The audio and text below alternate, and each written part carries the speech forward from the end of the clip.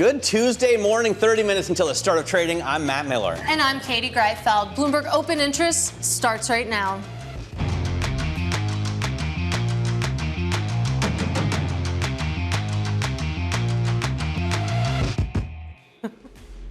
Coming up, retail earnings roll in. Home Depot's results offering the latest sign consumers are staying away from big purchases. Meanwhile, in tech news, Intel draws support from SoftBank as well as the President of the United States as Palo Alto wins praise from Wall Street. Plus, President Trump stuns the logistics industry by widening his metals tariffs to include more than 400 consumer items, including baby seats and motorcycles. Katie, what are you watching? I know that news hit you particularly hard when it comes to those motorcycles. Let's talk about Intel, though, one of your favorite stocks to watch. It's surging on news that the Trump administration is considering a 10% government stake in the chipmaker. That also comes as SoftBank announced a $2 billion stake in the company. So a lot of folks circling Intel right now. Shares up another 5.7%. Yeah, we're going to talk about that because it's such a fascinating story. We're going to dig deep into this once iconic chip maker. And Home Depot reaffirmed guidance for the year despite a pullback in comparable sales as inflation uncertainty lingers. This, I think, is fascinating, although the stock is up 2%. Yeah, an interesting pre-market move there because originally it was down 5% in the wake of those numbers, now up slightly. Let's unpack it all with Bloomberg's Emily Cohn. She leads our coverage of the U.S. consumer. So what is the read here? We know that the call also is kicking off just about right now, so things could change. But it seems like on some of these key metrics, there was a little bit of disappointment. Yeah, I think what we're seeing here is much of what we've seen throughout the year. Rates continue to be high. That's keeping people from going in on big projects like kitchen and bathroom renovations. But Home Depot is still seeing growth in those smaller projects. They called that out specifically on this call. Think gardening, lighting, painting refreshes. So people are still going to Home Depot. Comp sales growth was up 1%, small, but a positive sign. And they noted that the business improved over the course of the quarter. So higher rates are a problem. Higher prices, is that hitting consumers? Because they don't get the lion's share of their products from overseas. This is a company that gets a lot of American-made products. So we spoke to the CFO this morning, and he said that most of what they were selling in this quarter, they already had prior to new tariffs. So those costs were not getting passed on to the consumer in this current quarter. But he did say that price increases were coming in the back half of the year. So we are expecting to see that.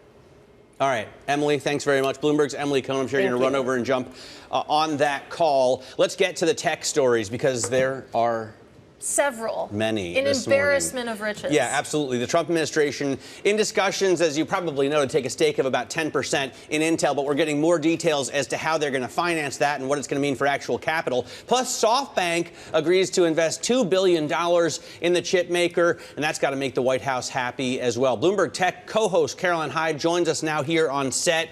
And Caroline, what I'm interested in is how much actual money is Intel going to get to invest in Central Ohio? Like, what's the government stake and the SoftBank investment going to yield in terms of working capital? And is it money that's already been promised? Because Intel is one of the biggest receivers of the CHIPS Act money.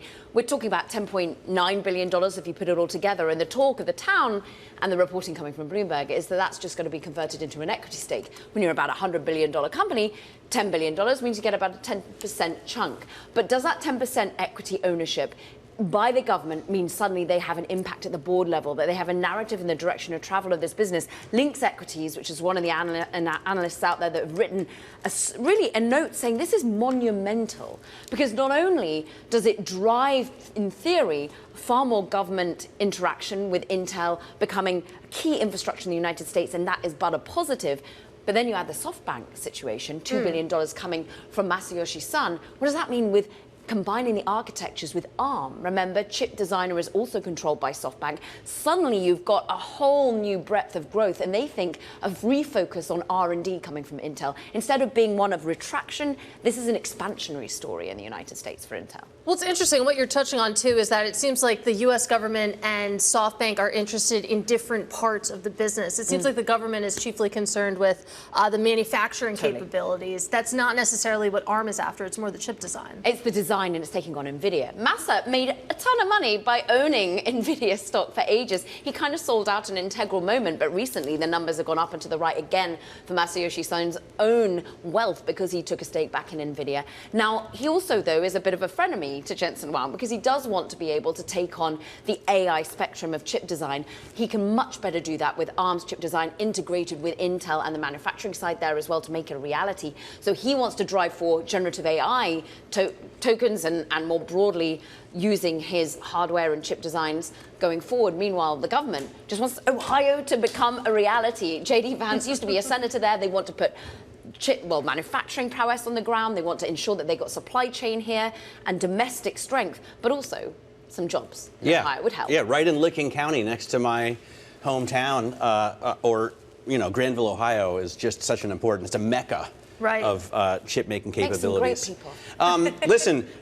NVIDIA wants to provide even more powerful chips than the H2O chips they're already allowed to sell into China. H2O, is that what you're calling it? Are they, is it H20? Yeah. H2O makes a lot more sense to me in terms of branding, in terms of marketing. True. But, it's as essential as water. Right. Exactly. The Chinese, though, have long been trying to dissuade their own manufacturers from using these chips at all. I know. They don't want to have US basically an integral part of their generative AI prowess in China, and they want to be using their own Huawei-made chips. But the basics is they haven't got enough of them. The supply isn't there. You're not able to train models as efficiently. DeepSeek tried it, but ultimately they want access to NVIDIA's architecture. And H20 is great, but maybe a B30A, as Reuters is reporting, the Blackwell Chinese version. That is what they want. And actually, look, we had lots of hints of that from the president himself. Do you remember President Trump just last week was saying, I have a feeling Jensen Huang is going to come back and want to negotiate about getting access for his chips that are based on the Blackwell architecture into China.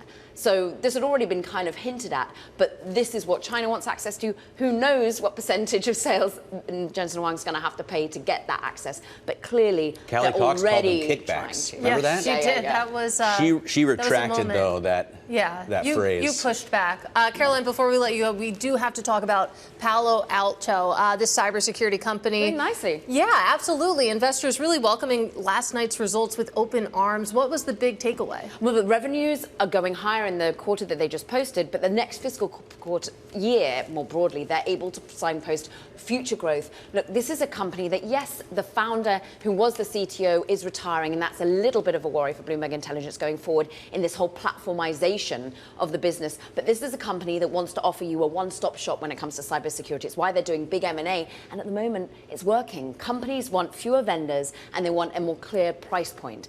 And that's kind of what they're getting with Palo Alto Networks, and the stock is clearly reacting to some of the numbers. We got the CEO on later. We should. I just want to point out, because we showed the year-to-date chart, which doesn't look that great. But over the last 5 years, the shares have quadrupled. It's not bad. Over the last 10 years, they're up more than 500%. You always have to zoom out. That is the takeaway. I think it's a fascinating story, and I'm really looking forward to your... Going full circle, Nikesh used to be over at SoftBank. He's a man who understands... Nikesh Arora, the CEO. Exactly, a guy who understands the financials of a business as well as sometimes just the offering of what they're giving. Well, that is Bloomberg Tech co-host Caroline Hyde. And as she mentioned, she'll be back next hour with the CEO of Palo Alto Networks right here on Bloomberg Television. But let's turn now to tariffs, because President Trump stunned the logistics industry by widening steel and aluminum tariffs. Now, these new tariffs impact more than 400 consumer items, including baby gear, motorcycles, and tableware. Bloomberg's economic statecraft reporter Joe Doe joins us now. So clearly the timing was a surprise. Another surprise here is that this did not exclude goods in transit, Joe. What do we know so far? We know we just got a heck of a lot more tariffs. In our story today, we quoted a Michigan State professor who is focused on supply chains and said, if you count everything that just got listed in inclusions for new tariffs, it's 6 times more than the total that we saw in the 2018 time period. So this is a massive expansion of what is actually covered. I think importantly for people to know, as you showed up on the screen there, these are derivatives, right? So these are derivatives of steel and aluminum. I think it was a surprise because, well, one, maybe a lot of people just forgot that there was a comment period for inclusions. But also the timing was never quite clear to the market. And so for it to drop here, like over the weekend, basically, I do think that comes as a bit of a shock. And as you said, it's instant.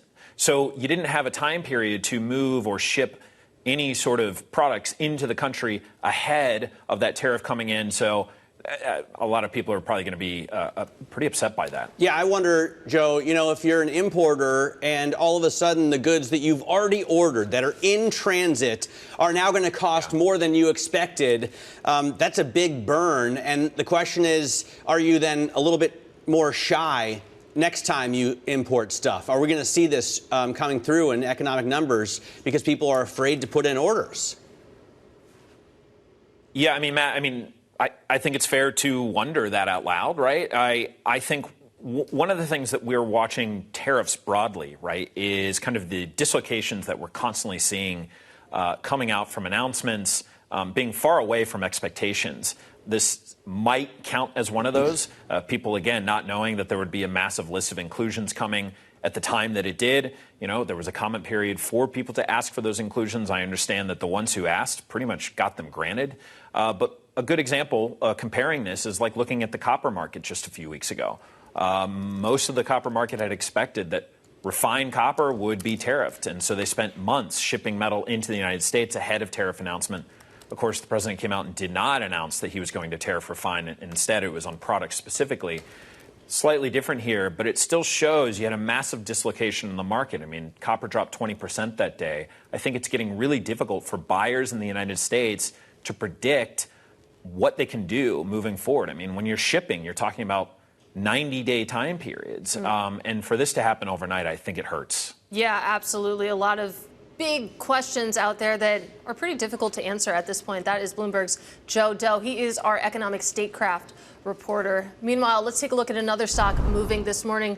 SoFi. The stock is climbing on breaking news that it will add blockchain-enabled international money transfers to its app. It will be partnering with Lightspark for that service. You can see shares up about 2% pre-market. This is, I think, a fascinating story. As someone who spent a lot of time living overseas, right, it is very frustrating to try and move money internationally in and out of the U.S. Of course, if you're doing it within Europe, it's super easy and quick. But this will make it instantaneous if they're using the technology right, and incredibly cheap. So it's a real problem, I think, for a company like Wise, like TransferWise, which currently probably dominates this market for consumer transfers. Should note that this reporting is coming from Dow Jones, and they quote CEO Anthony Noto saying that this service will first roll out in Mexico, and then it will expand to other countries, maybe help facilitate those cross-border payments that you're talking about. But coming up.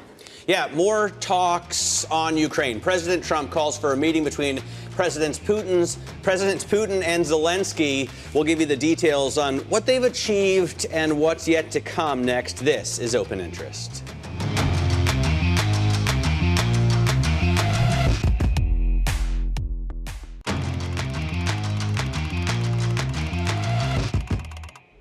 Let's get a look now at high interest, what's making headlines around the world. Tesla is pricing its new Model Y sport utility vehicle in the same range as local rival Li Auto's L8 model to win over middle-class families in China's hyper-competitive market. Tesla's Model Y SUV will be available for as low as $47,000 there, with deliveries anticipated as early as next month. So in case you're buying a Tesla in China, maybe you need to know that. Viking Therapeutics is falling in pre-market trading. The biotech company's oral weight loss drug missed Wall Street's estimates. Mitsuo writes, the data looks inferior to Eli Lilly's pill on nearly all metrics and probably shutters hope for Viking to be a big-time player in the oral obesity market over the near to medium term. And Robinhood is expanding its prediction markets with new contracts that are tied to pro and college football games. DraftKings and Flutter Entertainment are falling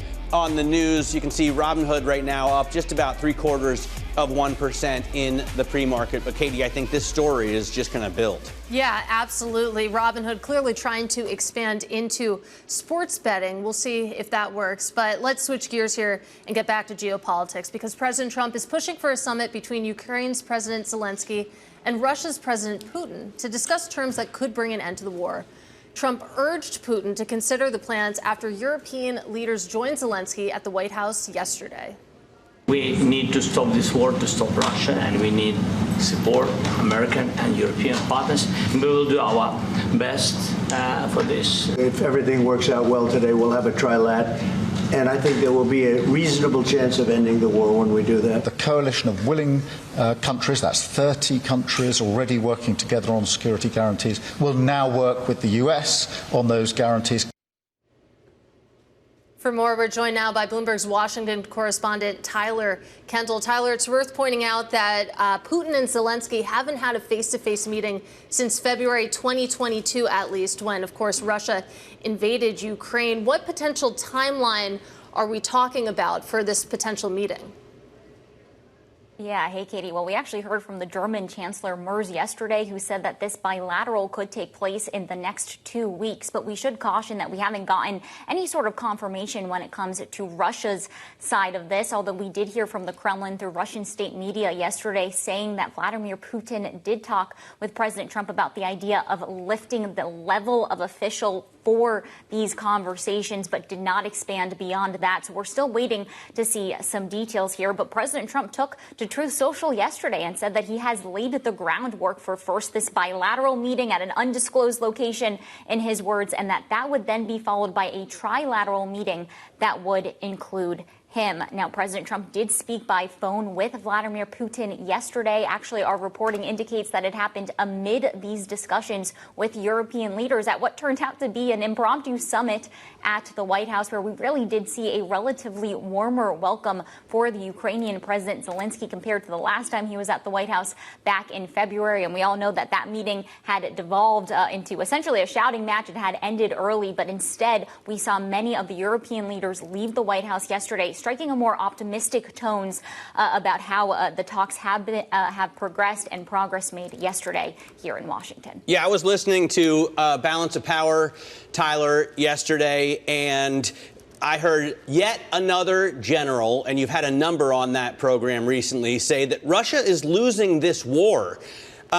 How much land is the president of the United States interested in giving Russia to stop a war that country illegally started and is losing?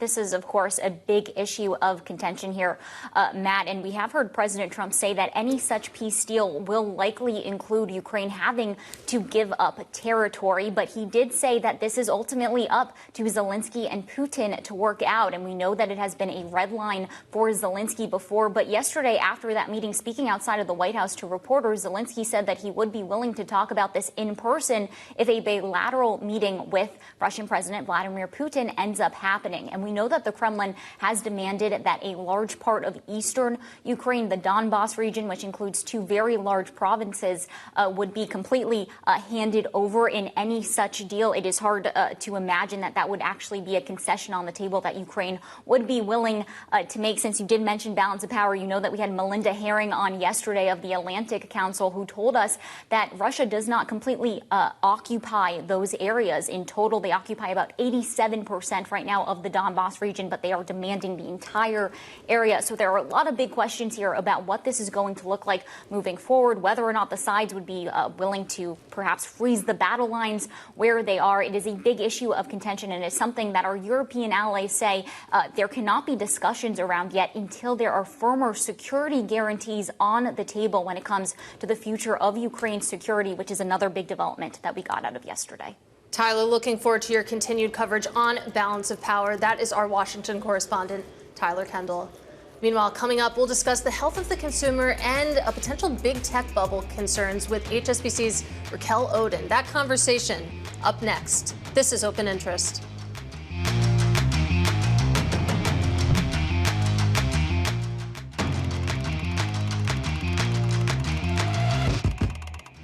Options traders are preparing for the worst with big tech traders are buying disaster puts on the Invesco QQQ ETF as a hedge for any sharp downturn. That is according to 22V Research.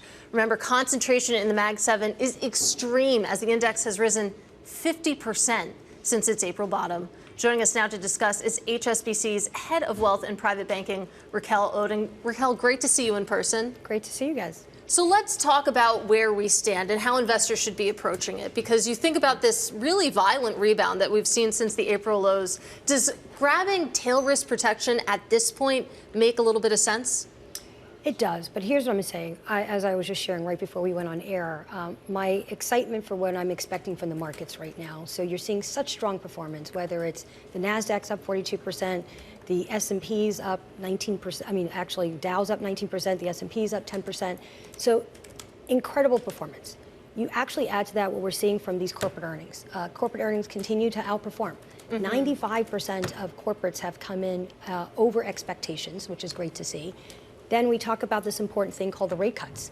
You had the potential 3 rate cuts, of which what we're saying right now, whether that's September, November, and March, at a minimum 75 bips will continue to fuel this incredible market. And then you add to that the efficiencies that we're seeing from a lot of corporations around AI. So the fundamentals are telling us the markets look pretty good, and we'll continue to see that. Of course, there's always that slip or what we anticipate as a slump, which we'll talk about a little bit later, but currently really strong performance. Yeah, to me, it feels like there's so many things that just don't quite jibe, right? Like, the market's doing great. Yeah. This is the hottest economy in the world, and we need to cut rates by 75 bips. Or we're all buying these disaster puts, and Nvidia is the most under-owned that it's been in 16 years. We're going to talk about that when we come back. Racquel Oden is staying with us, and shall we check futures before? We only have 5 seconds. I mean, there's not much to talk about because the market's a little bit lower right now. We'll walk you through all of the action up next. Nice check.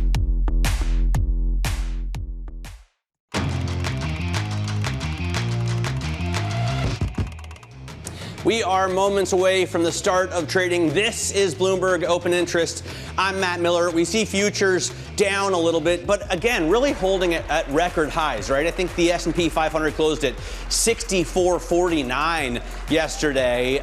So it's been an incredible gain, and not as good as you would have had if you bought, like Madrid stocks or Frankfurt stocks. But we're still seeing record highs, or near record highs, I should say, because futures are falling so little. At the New York Stock Exchange, EB Research Partnership is ringing the bell. It's like super slow season at the NYSE. They just have like charities and partnerships, like instead of traded companies Not like and CEOs. at the NASDAQ. Well, at the NASDAQ, you have the Campbell's Company, which they remind us, it's not just Campbell's Soup anymore because they own like Prego and V8 and Snyder's and Kettle and all kinds of different...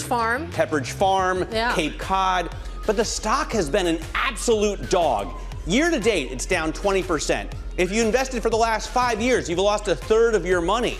Even over the last 10 years, you've lost money on Campbell. So they've got to do something to turn this around. All right. Well, hopefully that they're watching and listening. Probably not because they're ringing the bell, but do something, says Matt Miller. Let's talk about Intel. It's been several minutes since we checked this stock, and we actually have a lot to talk about when it comes to Intel. Surging on news that the Trump administration is considering a 10% government stake in this chip maker. That comes as SoftBank announced a $2 billion stake in the company. A really interesting story, both politically and fundamentally, when it comes to Intel at this moment. Shares up about 7%, Matt Miller. I believe they're back over $100 billion. Yeah, just over. I mean, they're not worth as much as Palo Alto Networks, well, But they're getting there. Deep tease, we have Michael Ball coming on from the MLive team, and he has a take that really changed the way I think about this whole story. It's all about national security. Absolutely. He's coming on in about a half hour. That's a segment you don't want to miss. Home Depot reaffirmed guidance for the year. Maybe that's why the shares are now climbing 3%. Comp store sales grew only 1%. Analysts were looking for 1.4% growth. The problem there, I guess, is higher rates. But the question is, do people go and brave the higher rates in order to avoid inflation that has to come later, since all the stuff they sold they already had in inventory? Well, that's the thing. We heard from the CFO that price hikes are coming later in the year, so we'll have to see. Yeah, you got to weigh, do you have to borrow or can you pay with cash? We are back with HSBC's head of wealth and private banking, Racquel Oden. And Racquel, I was talking about a couple of conundrums before we went to break. And, you know, you say 95% of companies are beating earnings. That's great. And earnings growth is fantastic. It's like 8 or 9%. If you use the EA function on the Bloomberg terminal, you can find that. So why does the Fed need to cut 75 basis points through year end? Like, rates don't feel super restrictive, do they? So I'd say there's a couple of things there. Yeah. So I'd also add to the conundrum, if we take a look at consumers, they're doing pretty well, right? Wages are up 4%, outpacing inflation at 2.7%. When we look at their, what I call their confidence in the markets and spending, that's actually happening. Credit debt is staying flat. So another conundrum, if you're saying consumers are doing great, corporates are doing great, why would we cut rates? And the big unknown here, which is really causing the inflationary items that we're talking about, is the tariffs. So the unresolved of the tariffs are absolutely what's pushing up inflation. We were at 2.3%, we went up to 2.7%. What we do know is now producers are going to start passing those costs on to the consumer. So that is the need or the importance of the rate cut, truly inflationary through the tariff decisions that have not been made or made, but changed so often that's causing the inflation. But is Powell going to say, listen, I think inflation is coming later from tariffs, so I'm going to do my best to help out this administration and cut rates? So I think right now, since we're so close to the 95% likelihood of the September rate cut, what's also important about that when you take a look is not only anticipation of the tariffs, but what you haven't seen so far, though, is those have not been actually passed on to the consumer yet. So at this point, corporations can no longer hold back. So the likelihood of that happening is going to be pretty high. So that now means cost of goods are going up, right, for the individual. So you've got to figure out ways to ease that for the individual, as well as you just talked about Home Depot. Home Depot probably came in a little lower than earnings expected, but they're tied to the home market, right? We also want to fuel home buying, and we also want to fuel construction, and again, going back to that consumer side of things. So rate cuts are actually going to be about the individual, which I think is a good thing. Well, I feel like we can't ignore the labor market in this conversation because, okay, there's a lot of concerns about inflation. You think about the Goldman Sachs estimate that got Jan Hatzius in trouble with the president that, okay, businesses are eating the cost right now that's going to be passed on to consumers. But then you think about the July jobs report. Which was great. Really ugly revisions that we got. It really that was what solidified the pricing for that September rate cut and beyond. So beyond that, but currently, which we know, unemployment rate is at 4.2%. Right? So as you said, it's the anticipation. So that is the intent of what the Fed needs to do. Anticipate where things are going and looking at the core fundamentals. I would say this is one where it hasn't been a black and white decision. And the kind of big unknown that has caused what I call difference in what we normally see from the Fed is the tariffs. And there is no historical history. There's nothing to point to, right? And I think that's here. They're just going to have to make the right judgment call for the individual. So before we let you go, let's bring this conversation to the portfolio.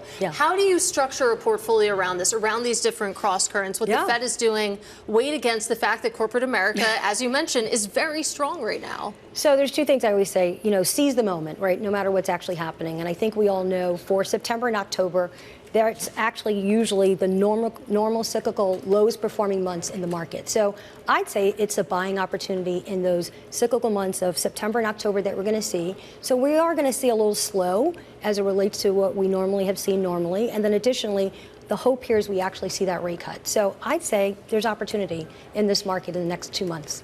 I have to ask you about this chart. Katie and I were talking about this on the call this morning. Oh, my goodness. It's hard to believe that NVIDIA is that investors are underweight Mag 7, NVIDIA and Mag 7 stocks. But Morgan Stanley was out with this inscrutable chart. Well, I think it's very interesting. It may be a little bit difficult to read, but you can go to the Bloomberg terminal and check it out, or you can go to Morgan Stanley, probably go to your broker. Stand in front of your TV. Call your broker. Get professional advice. The point is these dark red diamonds, right, are institutional weighting. And the dark blue diamonds are the S&P 500 weight. So the point is institutional weighting is far below and has been historically the S&P weighting of these companies, NVIDIA, Microsoft, Apple, Amazon.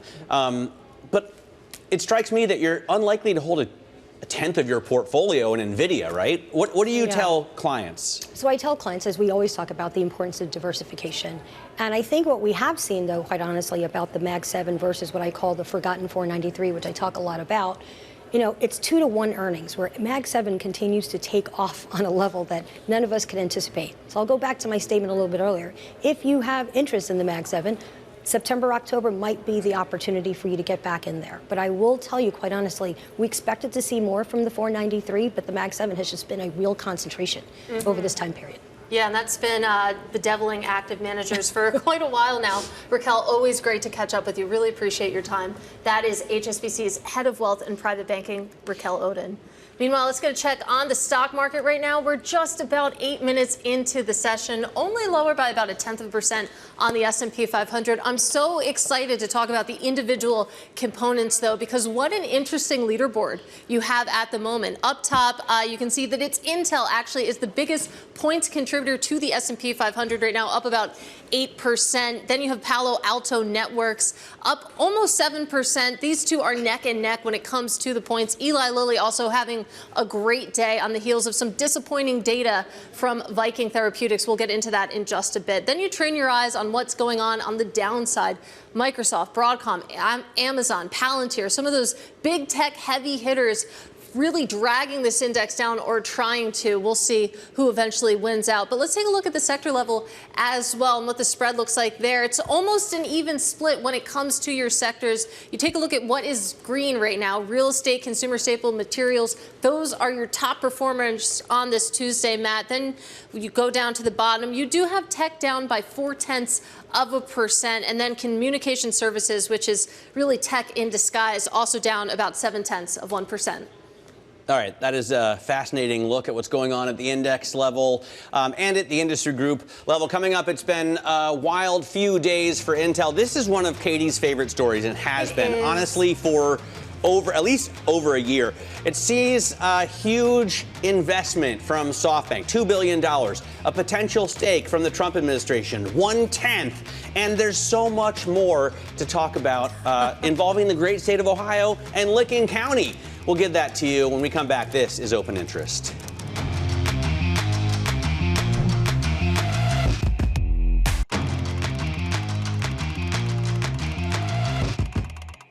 All right, it's time now for top calls. Some of the analyst action in focus this morning. And first up, Caterpillar getting raised to a buy over at Evercore. The analysts over there say that the company is trying to reduce discontinuing in the fourth quarter, which would boost earnings. Shares up a little bit this morning.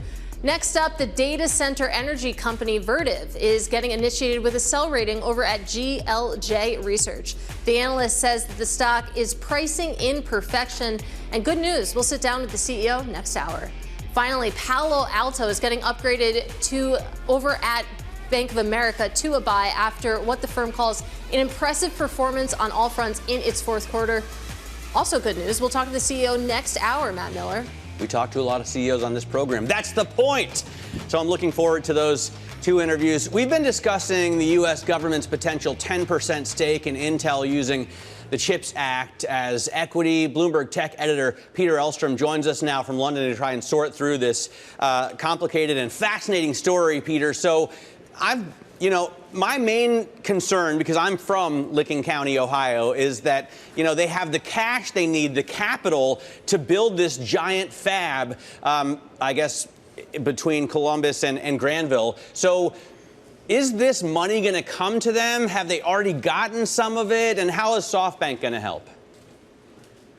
Yeah, Matt, well, I don't know the geography of Ohio quite as well as you do, but there are a couple things going on here. First of all, what we heard overnight is that SoftBank is going to step up. It's going to spend $2 billion for a stake in Intel. That is a vote of confidence that SoftBank perhaps can work with the company and that Intel is going to be able to make some of these advanced chips. SoftBank has some ambitions to be able to develop AI chips that would compete with NVIDIA, in particular AI chips that would help run some of the AI models like ChatGPT. So that looks like that deal's been announced. That deal is done. On the other side, the Trump administration is in talks with Intel about making this investment. It could be about $10 billion. Howard Lutnick, the Commerce Secretary, just confirmed this earlier today that they are in talks to be able to put this money into Intel to take an equity stake. Now, Intel was already supposed to get a bunch of that money through the CHIPS Act, this whole Biden administration plan to rebuild the U.S. semiconductor industry. Now, the Trump administration is changing it a bit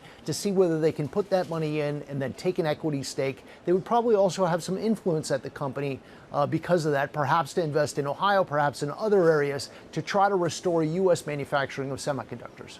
Talk us through a little bit more the SoftBank interest in Intel. We understand the government perspective pretty well at this point, but the Financial Times reported that actually Sun was holding talks with Intel CEO about just outright buying the company's contract chip-making business. Instead, here we are with a $2 billion investment.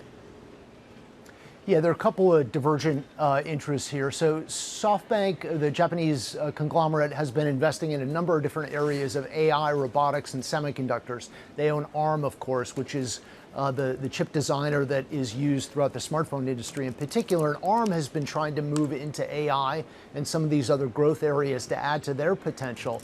In particular, Masayoshi Son has had this secret project that we wrote about called Izanagi, where they want to design AI chips and then have them manufactured either by Taiwan Semiconductor or perhaps somebody else like Intel to be able to compete with NVIDIA and get some of that growth in the AI side of the sector. Now, as Lip-Bu Tan, the new CEO of Intel, has been working on a revival plan, he's looked at a number of different alternatives, as we've reported before.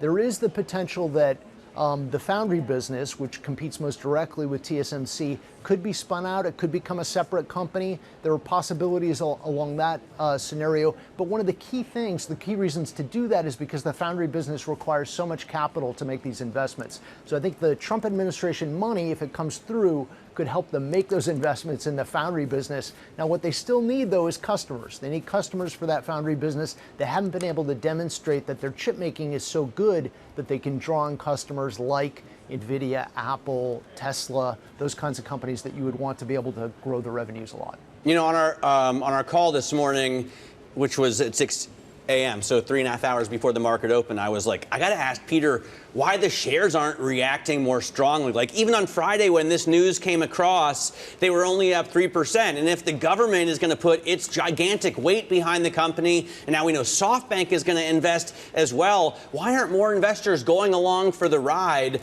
like Peter Cheer at Academy Securities is? But now I see some real action in the shares. This is over the last 6 days, 27% is the gain. Today, they're up 11%. So it looks like investors are finally really starting to buy into this story, Peter.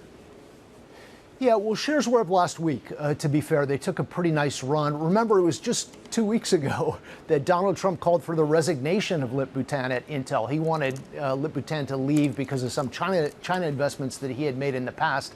Then Tan visited Trump at the White House. They kind of smoothed over those issues, and now the Trump administration is looking at making this investment. But it's important to look at exactly what the U.S. is planning on doing here.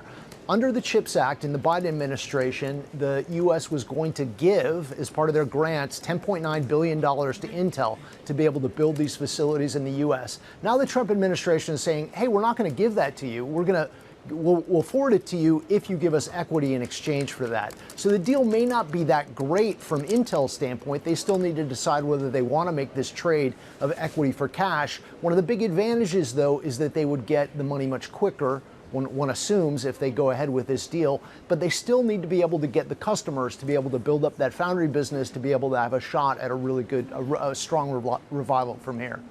It was only on August 7th that President Trump urged the CEO of Intel to resign. So what a 12 days it has been. Peter, really appreciate your insight. That is Bloomberg Executive Editor for Global Tech, Peter Elstrom.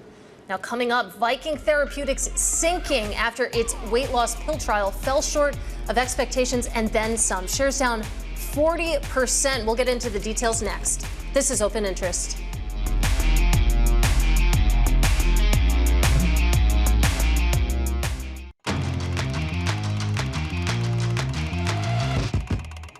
This is Bloomberg Open Interest. I'm Matt Miller. Let's get a check on what stocks are doing. Just about 22 minutes into the session, we're down 0.1% on the S&P, but still at 64.41. So, you know, we closed down yesterday as well, but we're just inching lower from all-time highs. The NASDAQ still at 23,600 right now, off about 0.6%. The NASDAQ is a much bigger drop than we see on the S&P 500. Let's go over to the stock chicklets and see why. Nvidia is off 0.9%. It's a huge weight on the S&P, as we know from that Morgan Stanley chart, but an even bigger weight on the NASDAQ. So when that $4 trillion company falls, it pulls the rest with it. Intel is up 10%, as we were talking about Peter Elstrom a second ago. So that's a big move for Intel, and over the last year to date, it's up 30%. Home Depot is now gaining 5%. This is a company that missed expectations on same-store sales and warned that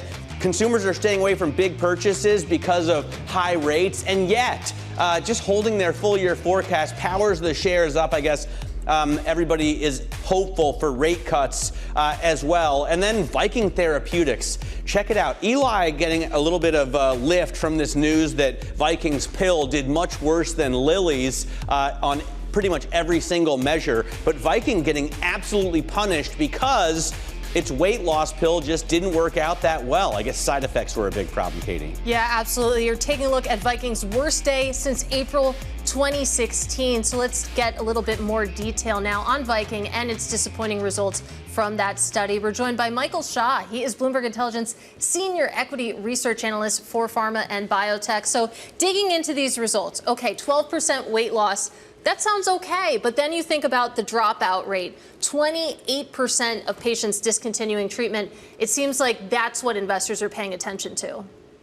Yeah, I mean, absolutely. I mean, the 12% weight loss, when we look at that in the context of other treatments, I mean, it's suggestive of best-in-class, efficacy, especially when we consider it was 13 weeks and we hadn't seen a plateau in the curves. That coupled with encouraging maintenance data as well, I would say is positive. Now, as you said, what really overshadowed things was the tolerability profile of this drug. 28% of patients discontinued treatment. Most of that's due to gastrointestinal side effects, a known side effects for the class. Primarily nausea, but that compares higher compared to other obesity studies out there, and that's something that's going to be need to be addressed if they're going to have a commercially viable product. How much does it cost to develop a treatment like this, Michael? Because the cost to consumers at the end of the day are massive for the injectable drugs, even when they're discounted by 50%. But I wonder about the R&D that goes into it for a company like Viking or a company like Lilly. What are they spending to build this? I mean, in terms of, you have to obviously do your early to mid-stage studies, so dose-ranging trials as well, and then you need to back that up with 2 phase 3 trials in order to get to market. But in order to be competitive, you probably have to do larger scale outcomes trials. So these are, 5,000 patients plus. So they're expensive trials. So, it could cost, billions to get to market eventually. And then you have to look at the manufacturing side of things as well. So you have to have enough capacity in order to, to make these drugs and supply the market too. All right.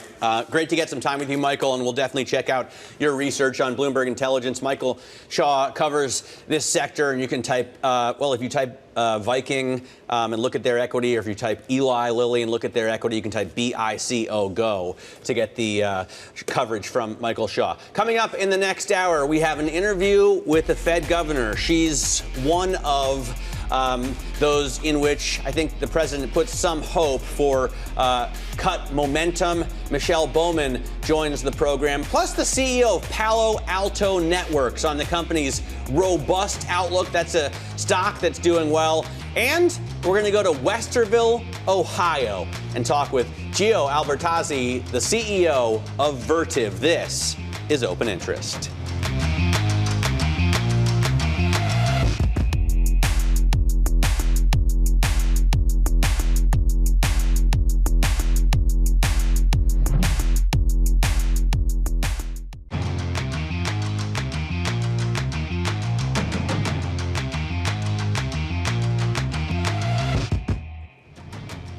We are 30 minutes into the trading day with markets dropping, but still hanging out near all-time highs. I'm Matt Miller. And I'm Katie Greifeld, and it's interesting how little is going on at the index level. We are really in the dog days of summer. I believe yesterday we saw the lowest amount of volume on the New York Stock Exchange since about May or so, which tells you something. Yeah, and on the NYSE, I've been noticing that the bell ringers are not companies anymore. They're just like, whatever your current cause is, you get that charity We got Make-A-Wish yesterday. And ring a bell. I mean, I'm not saying they're bad charities. They're fantastic and good for humanity, but that would be a statement. It's just not like business people up there. So it is kind of a lull, not a lull in the news, because there's so much going on, from earnings to corporate news to geopol. I mean, it's pretty amazing. And then, of course, we have Jackson Hole this week. Yeah, absolutely. Really a lot of potential catalysts out there. Again, it feels like we're in wait and see. And it feels like we end up in this situation a lot where, okay, we start a consequential week and the market just kind of trades in a little bit of a vacuum until we actually get some of those risk events across the line. All right, we have retail earnings rolling in. Home Depot's sales returned to growth as shoppers invested in smaller projects. And Palo Alto issued a strong outlook, winning praise from Wall Street. We'll hear from the company's CEO later this hour. But up first, the view from Jackson Hole. Fed Governor Michelle Bowman, she joins us live from Jackson Hole in Wyoming. And we're very excited to get to that interview. We're going to simulcast it on both radio and on television and on YouTube as well. So let's do that. Let's welcome in Bloomberg's international economics and policy correspondent Mike McKee is in Wyoming with a special Fed guest. Mike? Well, good morning to you and to everyone around the world who's watching and listening on Bloomberg Television and radio. I am with Michelle Bowman. She is the Vice Chairman for Supervision at the Federal Reserve Board, and we thank you for joining us here. Most people know Michelle Bowman lately as one of the dissenters at the last meeting. You talked last weekend about the fact that you haven't really changed your views, so there's not much to add in that, I guess. Nope, the story's out there, and I haven't changed my views. Well, the real reason we wanted to talk to you, of course, is because of your regulatory job. First, can you give us a little feel for how it fits into the overall Fed structure? I think most people, unless you're in banking, pay much more attention to the monetary policy activity. So the role for Vice Chair for Supervision was created in the Dodd-Frank statute after the financial crisis of the aughts. And I'm the third person to serve in this role, and so we're moving forward with a number of different opportunities, and we this person in this chair oversees the supervision and regulation of the banking system, essentially. And here you're going to be talking to the blockchain conference about debanking. How big a problem is that? Well, I think it's important to understand that the president issued an executive order because it is a problem in the banking system. And one of the first things that I did in assuming this role was to rescind all of our guidance and to change our supervisory materials that referenced reputational risk so that we could ensure that the Federal Reserve is no longer including that in our examinations or in our supervisory activities to ensure that banks can have as customers anyone that they choose to that's engaged in legal activity, and they can't discriminate against them based on their business model, their political views, or otherwise. Well, is that a widespread issue? I mean, how do you stamp it out? Well, I think it's difficult because all of that happens under the cloak of confidential supervisory information. But as long as our examination teams and our policymakers are focusing on ensuring that reputational risk and debanking is not a part of the banking system going forward, then I think that's the way that we'll work to achieve that. I also spend a lot of time speaking with bankers and with people within the economy. So hopefully, if it is happening, someone will let me know, and we can try to address it if we hear about it again. Well, there are some areas, obviously you talk about legalities and the question of whether marijuana dealers can be banked or not is kind of a difficult one. But you have something like the crypto industry where reputational risk might come in, and you've had a lot of failures there. So what do you tell your bank examiners? So what we're doing now is we've disbanded our novel supervision group. So it was created 2 years ago to focus on these kinds of activities, innovation and the integration of digital assets into the banking system. So what we're doing is we're taking the learnings that we had from that group and we're integrating it back into our Reserve Bank examination teams so that they understand that as Congress overwhelmingly supported the passage of the Genius Act, these are very acceptable activities, and they're of course legal because we're working on developing frameworks that will allow for digital assets to exist both inside and outside the banking system in a way that is unquestionably allowable activity. There are also complaints, Elizabeth Warren has made some, that banks might have locked out customers because of overdraft fees or religious affiliation or political beliefs. Are you addressing those as well?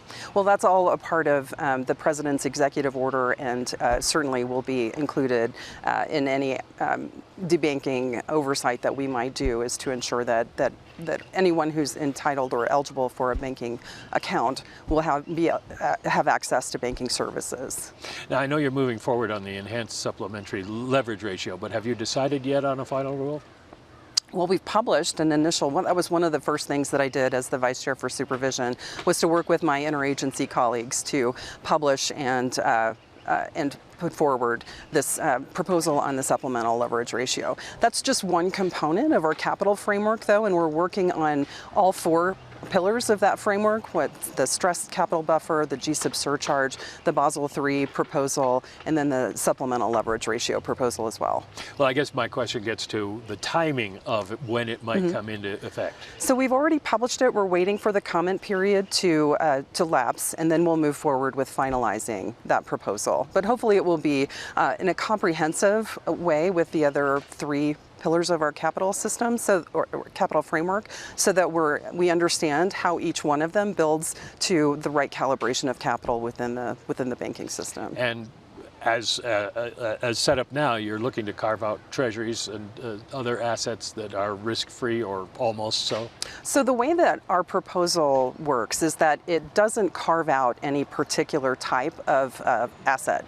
So the purpose of the way that we've drafted the supplemental leverage ratio is to ensure that it works as it was intended, which is to be a backstop instead of a binding constraint. And what we've found over the past few years is that it's served in cases where there's been a lot of activity in the treasury markets as a binding constraint. So we wanted to make sure that banks have the ability to allocate capital in ways that are helpful and productive for them, and that we're not disincentivizing activities that would allow them to intermediate the treasury markets appropriately.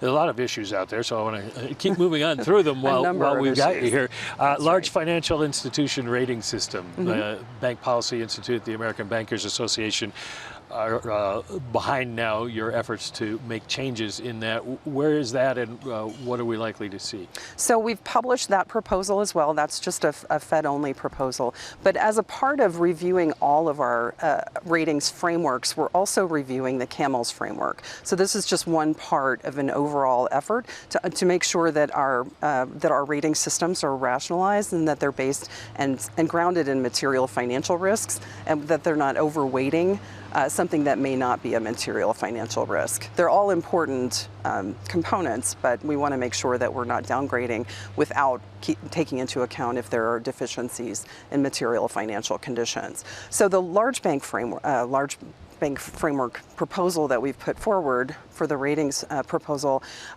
originally it was designed, there are three buckets there's capital, liquidity, and then governance and controls.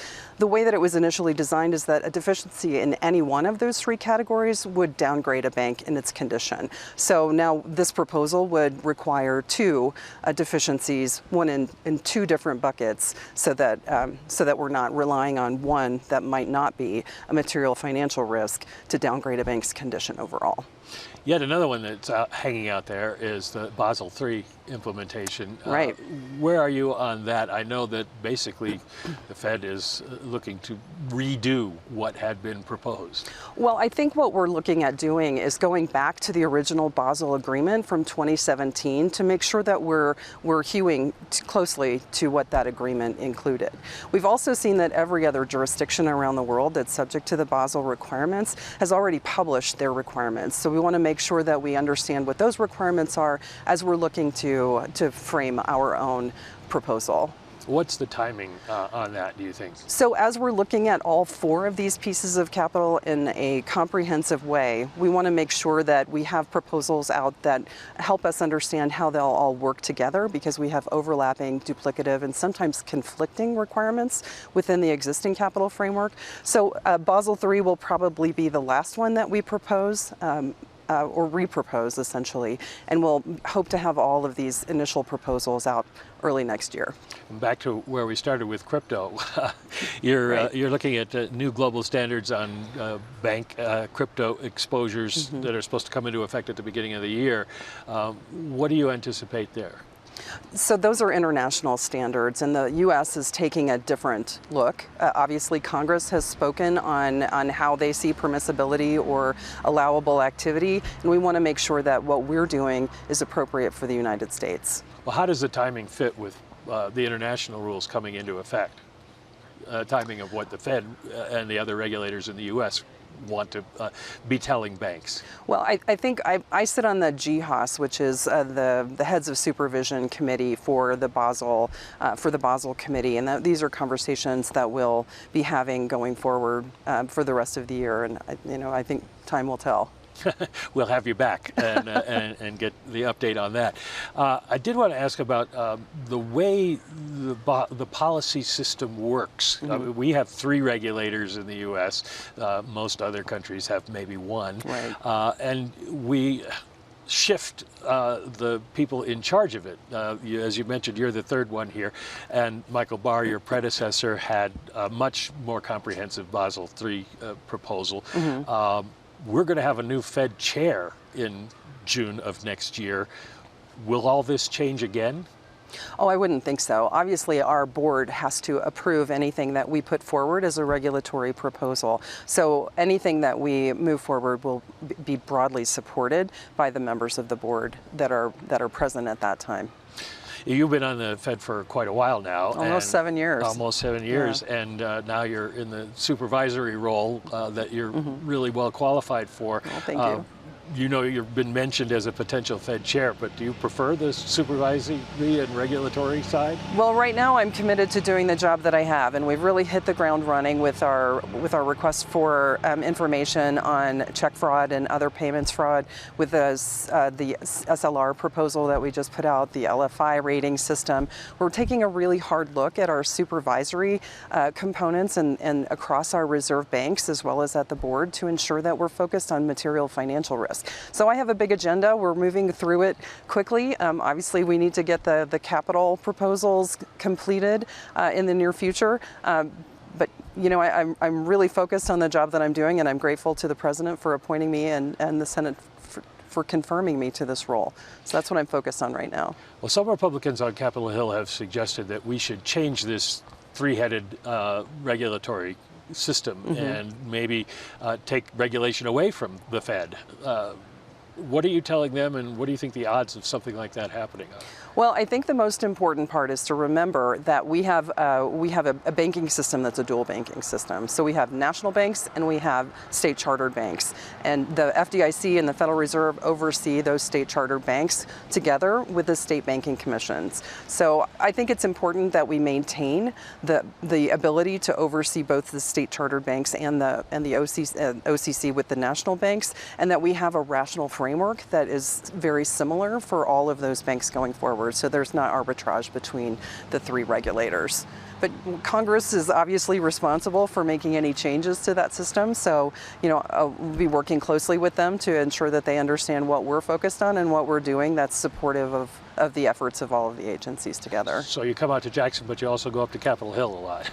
I spent some time on Capitol Hill, absolutely. Yeah. Nikki Bowman, thank you very much for joining us today. The Vice Chair for Supervision at the Federal Reserve Board. We're here in Teton Village, Wyoming, and we'll send it back to you in New York. All right, Mike McKee, thanks very much for that. Bloomberg's Michael McKee and Fed Governor Michelle Bowman. Let's now bring in Bloomberg macro strategist Michael Ball. He's been with us here on the desk watching that interview. And of course, we're all waiting to see what happens at Jackson Hole on Friday. You and your team, the MLive team, I'm sure are anticipating maybe a potential shift, but I can't understand really how that's going to happen, as inflation seems to be at least 50% above the Fed's target and rising, and unemployment is like 4.1%. So historically at an incredibly low level. Look, I think Powell had an opening following the jobs report. I think PPI and the core, super core CPI, to be really specific, sort of reset that and put it back to neutral. With that said, the market is leaning into it. He does tend to take it when it's given. He may use this, real estate to pivot a little bit, or at least talk more about the labor market mandate and how he's seeing, EPOP, continuing claims. There's plenty of things there to speak to. You can quibble over whether or not they should be cutting rates, but it seems like the market is pretty much locked and loaded when it comes to September. I mean, what would it look like if somehow they went against expectations and they didn't cut rates? They hold steady. Right. The financial condition component there would tighten pretty drastically, right? We'd see probably the curve bear flatten. We'd see equities come off. We'd see a lot of things that literally would actually indicate almost like it's a hike in some ways over a longer period as far as how that transmission mechanism works. So there is a risk there that the market will be disappointed, overreact, and we'll have actually a need then to almost pivot quickly back because they lost control of the narrative.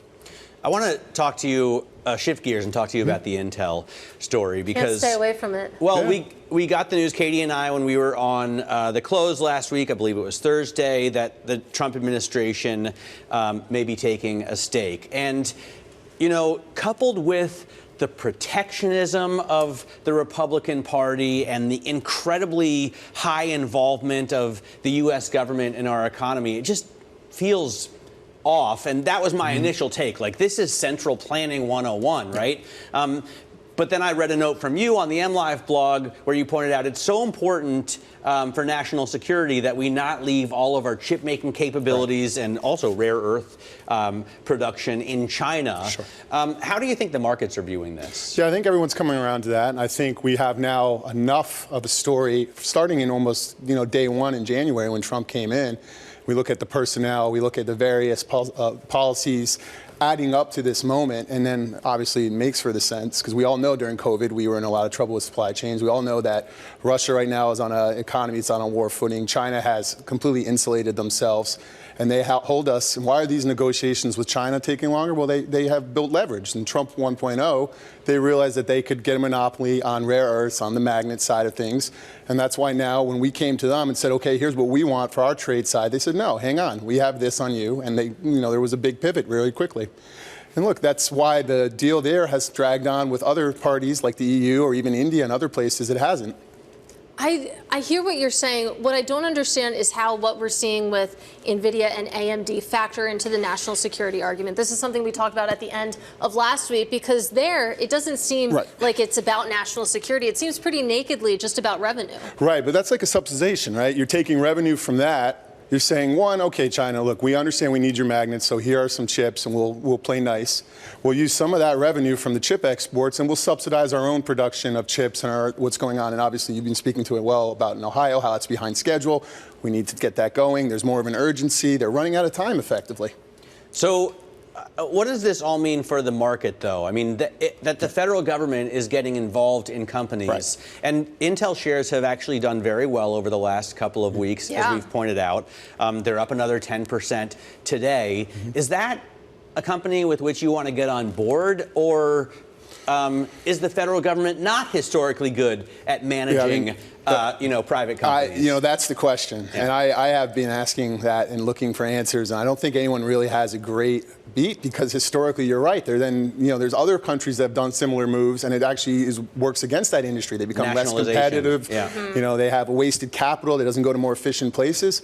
But when I think about what's next, I mean, we've talked about this too on our side. Pharmaceuticals are still in the air. What happened today with the steel stuff? Steel is a big part of our national security. Right. So you can continue to see this spread, and we're only in the earlier innings of this. Well, it's a question we're going to continue to ask. Michael Ball, great to get some time with you. That is our Bloomberg macro strategist. Now let's turn to an earnings story. Palo Alto shares rising following a stronger than expected annual forecast as the company looks to offer customers a bundle of AI-enabled cybersecurity products. Bloomberg Tech co-host Caroline Hyde joins us now with the CEO. It is a joy to be with you. Thank you very much indeed, both Katie and Matt. And we welcome to the network Nikesh Arora, of course, CEO of Palo Alto Networks. I mean, as we're seeing, record bookings, record number of large new clients, mega deals we're talking about. Nikesh, is it all about platformization? Is it all about this suite of products you're able to offer them? Well, lovely to see you again, Caroline, and thank you for remembering our word platformization. Yes, it is. Look, it is about the problem in the industry. The industry's got too many fragmented players where the customers are left to do the stitching on cybersecurity themselves. And now the pace at which attacks are happening, the pace at which the bad actor is able to get in and exfiltrate data has shrunk to 25 minutes. You can't solve that problem with humans. You have to apply technology. You have to apply automation. You have to apply AI, and that's where platformization comes in. You talk about the pervasive attacks. I mean, you apply Gen AI to tackle, ultimately, attacks coming from Gen AI. I think you had phenomenal statistics in the call, 890% increase in Gen AI traffic in 2024. Can you just talk to us about how you can combat that? What sort of things you need in place to be able to take on the Gen AI impact? Well, look, as we're noticing everywhere, as AI is getting deployed, the fundamental problem that every company is facing in deploying LLMs or AI effectively is they don't have good data.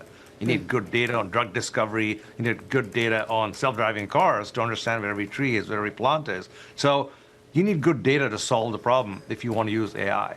And what we have done at our end is we have basically built a platform that ingests or collects all the data from the enterprise and makes sense of it as fast as the bad actors can. Now, that can't be done with humans. For example, in an instance for ourselves, we ingest 150 terabytes a day. That's a lot of data. And that's just for ourselves. And imagine doing that across 400 customers. We're ingesting data in petabytes, analyzing it on the fly, and trying to stop an attack midstream. That requires tons of technology, tons of AI expertise, because the consequences are disastrous, right? The bad actors are doing that, but they're trying to get it right once. We have to get it right 100% of the time.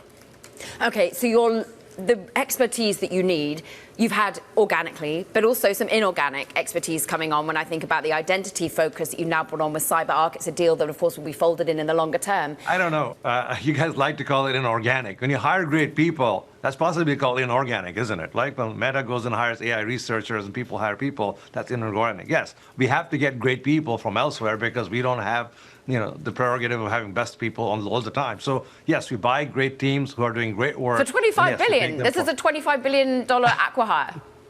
Well, we can't get there the way we got here, so we're going to have to make sure that we go ahead. It's not just acqui-hire. It's amazing technology. It's a great bunch of people. And honestly, I think the way to frame it, Caroline, is if you listen to all the narratives I hear in Bloomberg and around in media, we're all worried about agents. We all believe that agents are going to take over the world. We believe there are going to be more agents in companies than there are going to be humans. Now, well, somebody's got to make sense of these agents. Somebody's got to make sure these agents have credentials. They're managed. They're understood. They don't run rogue. They have guardrails.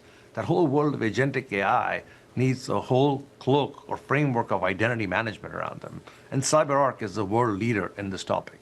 So partnering with them, making them part of Palo Alto Networks, allows us to see ahead and say 2 years from now, 3 years from now, when the world is talking about how to manage all these things, how does Palo Alto get ready and be at the forefront so our customers can solve their problems on deploying AI while we help them with security. What sales synergies do you see in that 2 to 3 years? How do you ensure that you don't get a hit to that margin that some were worried about? Look, We are as the first at-scale cybersecurity company. We crossed a $10 billion revenue run rate. Never been done in cybersecurity. That allows us to leverage scale economics. We run at a 30% operating margin. We run close to 40% free cash flow margins. We are a robust, profitable company. Any company that is in a $1 billion, $2 billion ARR business, which is where CyberArk is, we think we can vastly improve their operations as part of Palo Alto because of scale economics that we bring, both on the go-to-market side, we have 10 times the sellers they have, and on the operating side. We run large-scale systems for 16,000 employees. Adding 6,000 employees doesn't take a lot, but it does improve the margins of the underlying business substantially. So we believe that the acquisition will be accretive over time. We believe in FY28 we can collectively achieve a 40% free cash flow margin, which again is gold standard in our industry, let alone our industry in software. Network security market, the growth there.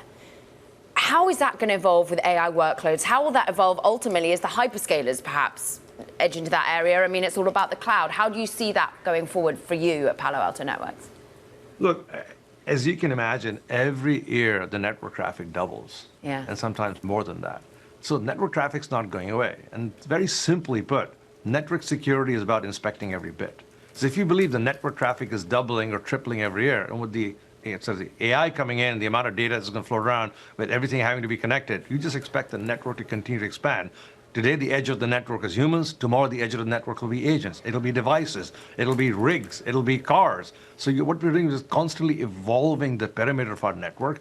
We're constantly doubling or tripling the amount of data in the network that requires to be inspected. Well, guess what? We are the largest player in network security. We have 30% market share, which means our organic market, to use your word, continues to grow. As long as we make sure the right solutions are available for our customers, we think that market has a long-term sustainable growth rate going into decades, perhaps. People love the strategy. I know you're waving goodbye to co-founder, CTO, who's retiring as well, Nizuk. It is an evolution that we continue to see, and thank you for joining us, Palo Alto CEO. Joining us, of course, Nikesh Arora on Bloomberg Television. Back to you guys. Caroline, thank you so much. Bloomberg Tech's Caroline Hyde giving us an interview with the CEO of Palo Alto, one of the big gainers in the market today, and one of the, I think it's fair to say, most important companies in the world when it comes to cybersecurity. Coming up, the AI infrastructure race is underway. We're going to speak to the CEO of Vertiv. Next, Gio Albertazzi joins us from Westerville, Ohio. This is Bloomberg.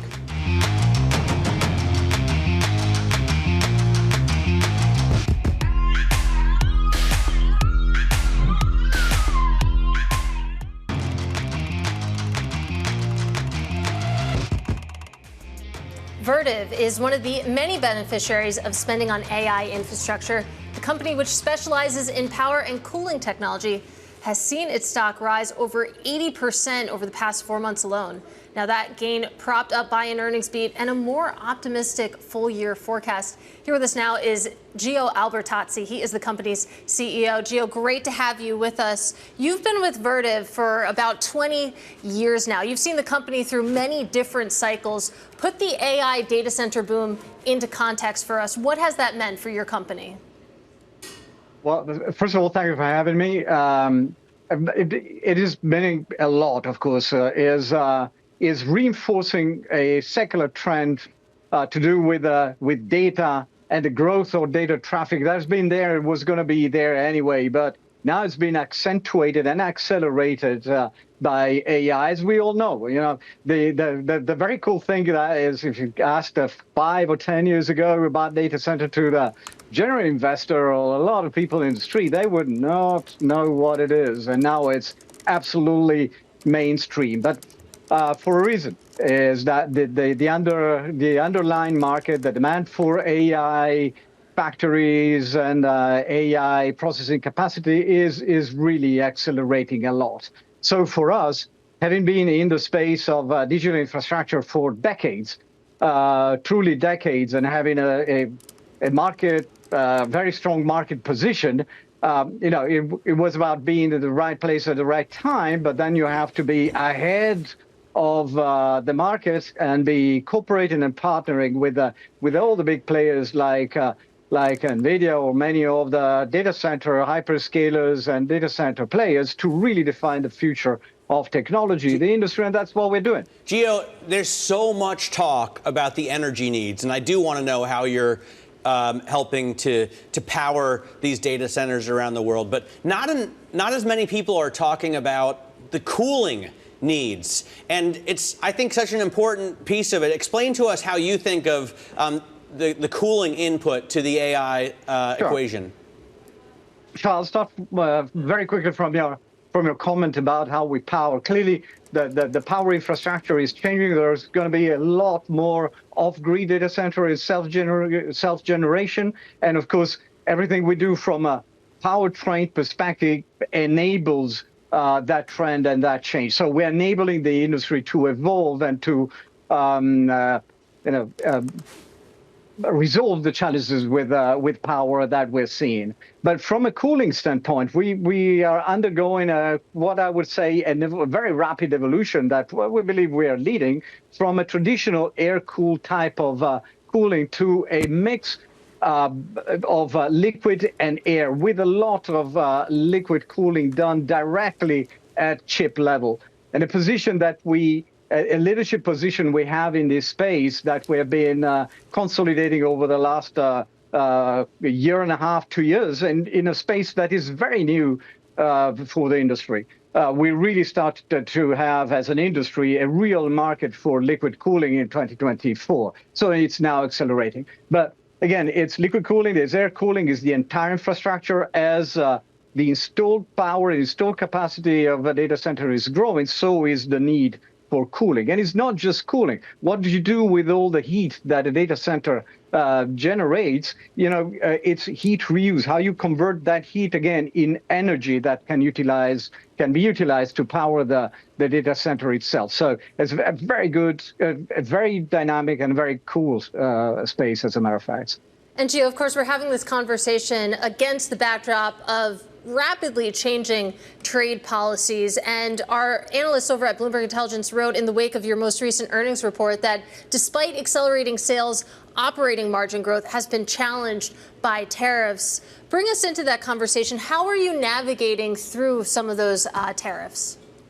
No, absolutely. We have a very much resilient supply chain, combination of our suppliers and our manufacturing footprint, and this is becoming very handy in terms of reconfiguring our supply chain to make sure that we best adapt to the tariffs. Of course, we know a little bit of a moving target in many respects. So we have very vigorous actions to countermeasures to offset the impact of tariffs.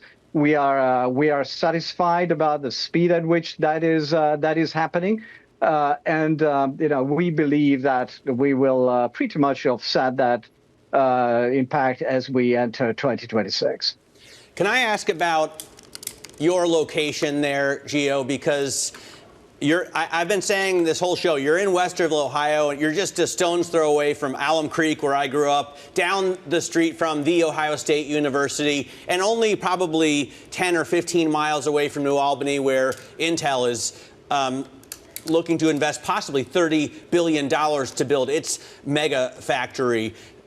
What is the Central Ohio region like for you? Why have you picked your headquarters there? What kind of workforce can you get? What kind of intelligence do you get out of Ohio State? What's the benefit? Yeah, but first of all, we are truly a global company in the way we operate, in the type of footprint we have. But certainly, Central Ohio is very important for us. It has been traditionally our home and continues to be our home. The fact that all the elements that you listed add to that Columbus or the greater Columbus area and New Albany is increasingly an important data center spot. All help, of course, the value proposition. It is a good area. There is a lot of know-how that we are leveraging. And it's certainly a very, very strong place to be headquartered here. But again, this is home. This is our tradition. This is where we come from.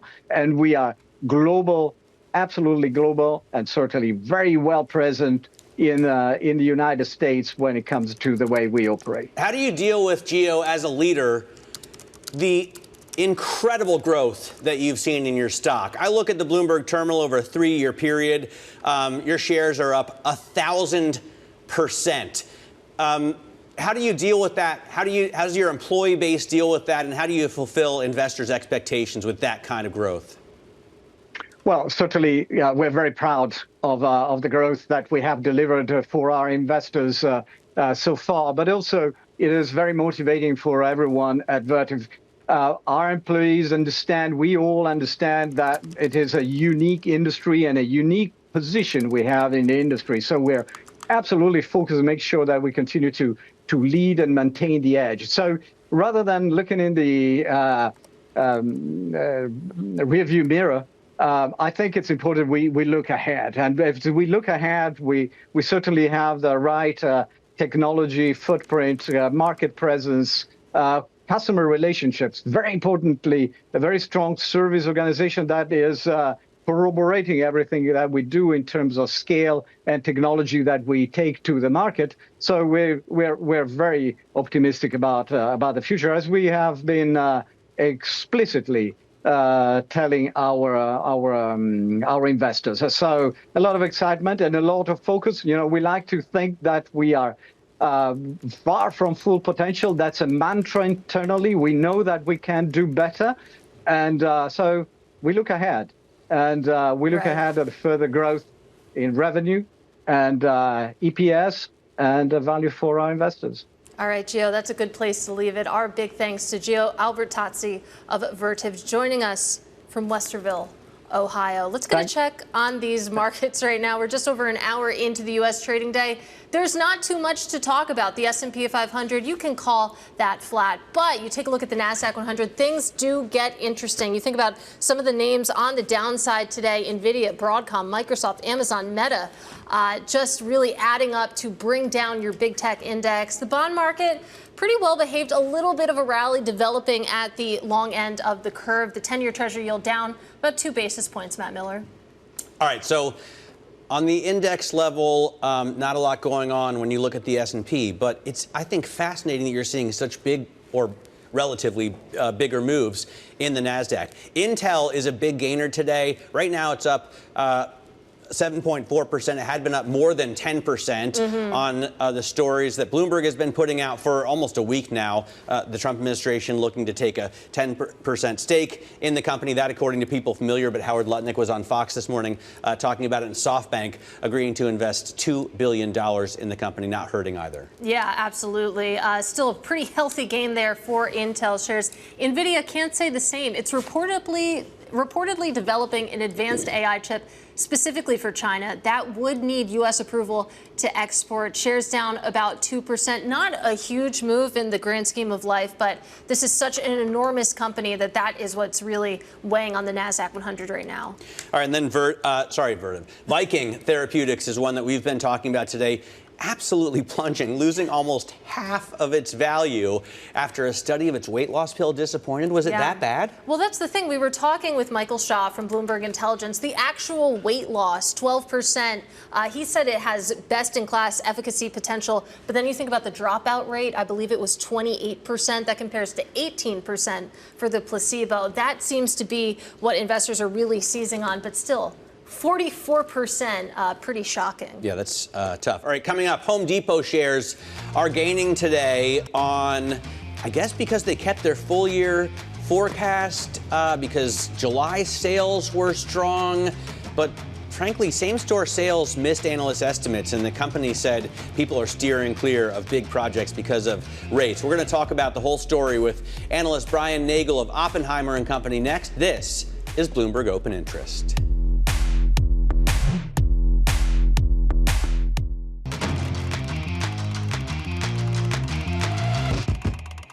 This week's retail earnings are underway. Home Depot sales returned to growth in the second quarter as shoppers invested in smaller projects such as lighting and gardening, but they steered clear of the big stuff because rates are too high. Joining us now is Brian Nagel, senior analyst at Oppenheimer and Company. He has a market perform rating on the stock. And Brian, this morning, you know, in the pre-market, these shares were down. Now they're up. What do you make of this earnings report? Well, good morning. Thanks for having me on your show. You know, look, as I just got off the conference call, starting to talk to some of our clients and obviously watching the stock. And, you know, what I think is happening here is, you know, the market is getting more optimistic that we're approaching that point where rates will start to move lower. And then that will be a propellant, if you will, for Home Depot. Because as I look at these results today, again, I've spent a lot of time this morning digging through. You know, what we saw is largely more of the same. I mean, Home Depot is an extraordinarily well-run company. The company has been and continues to manage well through a difficult backdrop. But we just don't have that top-line momentum. That's been the missing piece. And again, I think, you know, with this move higher today, I think the market's saying we're getting closer to a more accommodative environment, and then hence closer to that top-line momentum returning at Home Depot. So, Brian, you say this is a very well-run company. Is there anything that management can do other than wait for rate cuts? It seems like a lot of their performance is tied to what's going on in the housing market, and the housing market still seems frozen, at least from where I'm sitting. No, look, I love that question, and that's a question I've been asking Home Depot for several quarters now. You know, are there internal levers you can pull? And really, the answer is no, because home improvement retail is different than other areas of retail. It's not really promotionally driven. You know, if you look at other categories like, you know, clothing and some, you know, there a retailer could get more promotional, drive sales, albeit at the expense of margins. But promotions really don't drive much here. I mean, you know, Home Depot relies more on this underlying demand, and for that demand to take hold, we just need more activity in the U.S. housing market. The U.S. housing market has been largely stagnant now for a while, as rates have remained stubbornly high. So to answer your question, no, I really do think, I mean, despite the prowess, if you will, of Home Depot, I do really think they are at the mercy of this rate environment and the stagnation in the U.S. housing market. Brian, I don't know how pertinent this question is, but when I see the mass deportations, especially police raiding, like or ICE agents raiding Home Depot parking lots, I just wonder if some of the customer base is gone. Has it had any effect on the business? Yeah, look, I mean, that's a topic. I really have not written much on it just because I try not to delve into those type of topics. But, you know, you got to think at some level, you know, whenever there's a disruption of any sort, you know, to a business like that, it has some impact. Now, if I'm looking at the results today, I don't see it. Okay, management did not mention it on their conference call. But again, like you're saying, you know, this is going on. You know, it's got to have some level. It's had to have some impact on Home Depot's business. Mm-hmm. Hard to quantify there. But Brian, so you are a market perform rating on Home Depot. As I understand it, you have an outperform rating on Lowe's. They report tomorrow, I believe. So compare and contrast here. What can we extrapolate out from what we learned from Home Depot this morning into what we're going to hear from Lowe's tomorrow? Yeah, so I mean, you know, the key points for Home Depot, again, like I said at the onset, I mean, you know, this is more of the same. I mean, you know, the company is managing well a difficult environment. I mean, importantly, we did see the business strengthen through the fiscal second quarter. So that means basically sales growth in July was stronger than June, stronger than May. That bodes well for Lowe's. I mean, the two companies are similar enough that if Home Depot's seeing sales strength, Lowe's is probably as well. Lowe's arguably is more skewed to the seasonal categories, and those demand there probably got better as the weather improved, you know, across large parts of the country. So it's a Home Depot, I think, bodes well for Lowe's. But to go back, yeah, we are recommending Lowe's. I mean, that's basically my way of saying to our clients, look, if you want to wait out this housing market, this interest rate dynamic, I think the better play is Lowe's. There's still more operational slack within that business model. And, you know, as I've said for a long time, Lowe's is a much cheaper stock. All that said, you know, and I don't know necessarily when this is going to happen. You know, it seems like we're getting closer. But when we get that, you know, announcement, so to say, there's clear indications that rates are moving lower in some sustained way. You know, I think both these stocks are likely going to work. The market's essentially waiting for that. Okay, to get some, you know, all clear, if you will, on the rate front. And another point I make a lot, there's a lot of pent-up demand out there. The longer this stagnation in the U.S. housing market persists, the more pent-up demand there is for newer homes, bigger ticket remodeling, whatever. And so I think, you know, when rates start to cooperate, we're going to see a significant uptick in demand within home improvement retail broadly. We heard on the call today that prices are going to rise, and I know that this isn't one of those companies where the lion's share of their products come from overseas, but there's a substantial amount of steel and aluminum in a lot of the tools I see there. We saw a report today that, you know, those deliveries, even in transit, are now looking at bigger tariffs. How do you quantify the impact of tariffs to this company in the second half? Yeah, so I'll make a bigger point first, man. You know, as an analyst studying consumer, I've done a lot of work on tariffs over the last several months now. It's really been a key focus of my job. My associates and I have developed a price tracker that we're basically watching prices on baskets of goods across a number of companies within our coverage list. And what we're starting to see is prices start to tick higher. Now, they're relatively subdued. In fact, I put a piece out last week talking about this. They're still relatively subdued, but week by week, we're starting to see prices move higher. What I think is going to happen here, and again, this is not necessarily a comment on home improvement, but more broadly, I think you will see retail prices really across the board move higher through the balance of 25 into 26 as these tariffs take hold. I mean, there's a lot of, companies are still evaluating, demand dynamics. There's still shipping delays, that type of thing. So this doesn't happen in real time. We have the tariffs in place, but it takes a while for those prices to start to, so to say, take effect. Now, within home improvement, Home Depot and Lowe's are well positioned here. They have a lot of, so to say, pricing power. Consumers don't necessarily know the prices of every product. Both companies are very, very intelligent, so to say, on basket analysis of where they have pricing power, where they don't, how to meld that all together. So at the end of the day, I think tariffs will probably prove a positive for Home Depot and Lowe's, and that would be sort of an incremental driver of sales growth. Wow. All right, Brian, really great to get some time with you. That is Brian Nagel of Oppenheimer and Company. This is Bloomberg.